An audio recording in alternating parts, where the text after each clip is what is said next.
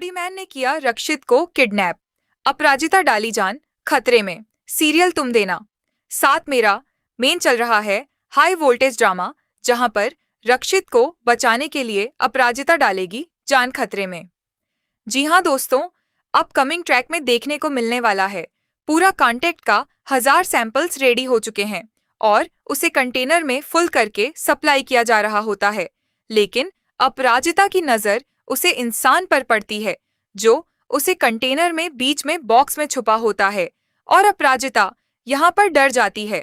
Collection बचाने के लिए भागने की कोशिश करती है। यह वहीं पर आएगा एक नया मोड़, जहां पर रक्षित और अपराजिता दोनों ही मिलकर इस कंटेनर को तो बचा लेते हैं, और लेकिन वह आदमी वहां से निकल जाता है।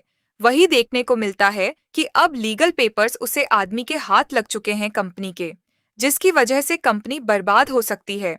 और रक्षित को वह डिमांड कॉल करके कहता है कि अगर तुम्हें अपनी कंपनी को बर्बाद होने से बचाना है तो जिस लोकेशन पर मैं बताऊं वहां आ जाऊं। वही देखने को मिलता है कि रक्षित गाड़ी लेकर आधी रात को पहले अपराजिता को छोड़ता है और उसके बाद में आधी रात को उसे आदमी की कॉल आने पर निकलने वाला होता है।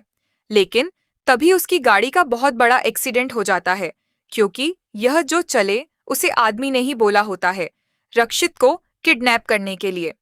इसके बाद उसकी गाड़ी पेड़ से टकराती है और वह टायर पंचर हो जाते हैं, और वहां से रक्षित को उठाकर दूसरी गाड़ी में वह इंसान ले जाता है, ऐसी जगह पर जहां से बंधक बनाकर रखा जाता है।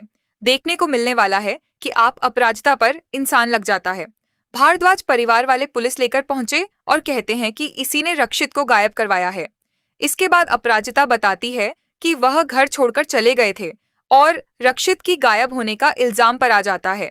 तब अपराजिता कहती है, मैं ढूंढ के रहूंगी, मुझे सिर्फ 24 घंटे चाहिए। जिसके बाद यहाँ पर अपराजिता खुद रक्षित को ढूंढने में लग जाएगी। आपके जैसी वह ढूंढने पहुंचेंगे जंगल की तरफ। वहां पर गाड़ी नजर आती है, लेकिन उसमें रक्षित नहीं होता। वहीं पर अपराजिता को सुराग मिलता है, जहां पर किसी दूसरी गाड़ी के टायर के निशान जंगल की तरफ जा रहे होते हैं। और अपराजिता वहां पर निशान को देखते हुए उसे जगह पहुंच जाती है, जहां पर हो भारद्वाज हाउस की पुरानी फैक्ट्री होती है। और यह देखकर अपराजिता की होश उड़ चुके हैं कि यहाँ पर तो भारद्वाज हाउस का ही नाम लिखा हुआ था। और मैंने सुना था रक्षित सरसे की फैक्ट्री काफी सालों पहले बंद हो चुकी है, लेकिन इसके पीछे वजह क्या है? और अक्षय सर कोई यहाँ पर बुलाया गया है। वही चुपके से अपराजिता बाहर से देखती है तो रक्षित को मास्क पहनकर बंदर बनाकर रखा गया, और अपराजिता के होश उड्डर डियच चुके हैं। उसे समझ नहीं आता वो उसे कैसे बचाए। अपराजिता बड़ी हिम्मत करके, और देखते हैं कि वह हड्डी मैंने उसके सामने होता है। अपराजिता कह रही है कि तुम्हारी आखिर रक्षित सिर से क्या दुश्मनी है, तुमने उन्हें यहाँ ऐसे क्यों रखा है? और वो रक्षित की तरफ आगे बढ़ती है, लेकिन तभी वो हुडी मैन अपराजिता को भी बंधक बना लेता है। लेकिन अपराजिता पुलिस को लोकेशन सेंड कर देती है, और पुलिस बाहर से उसे इंसान को चेतन दे रही होती है। लेकिन वह इंसान रक्षित पर बंदूक रख देता है और कहता है कि अगर तुम चाहती हो कि रक्षित जिंदा रहे तो अभी अभी पुलिस वालों को यहाँ चले जाने के लिए, और तुम ही हमें यहाँ से निकालो की, और तुमने बहुत बड़ी गलती कर दी। लेकिन यहाँ पर अपराजिता बड़ी चालाकी से उसे आदमी को बुरी तरह से पीट देती है और रक्षित को बचा लेती है। लेकिन तभी वह आदमी गोली चला देता है, जिसकी वजह से अपराजिता को गोली लग जाती है और वही पुलिस वाले पकड़ लेते हैं उसे।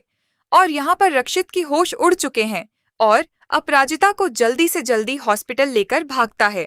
अपराजिता को होश नहीं आया है और रक्षित को बचाने में उसने जान खतरे में डाल दी है, और रक्षित का हाल बुरा हो चुका है।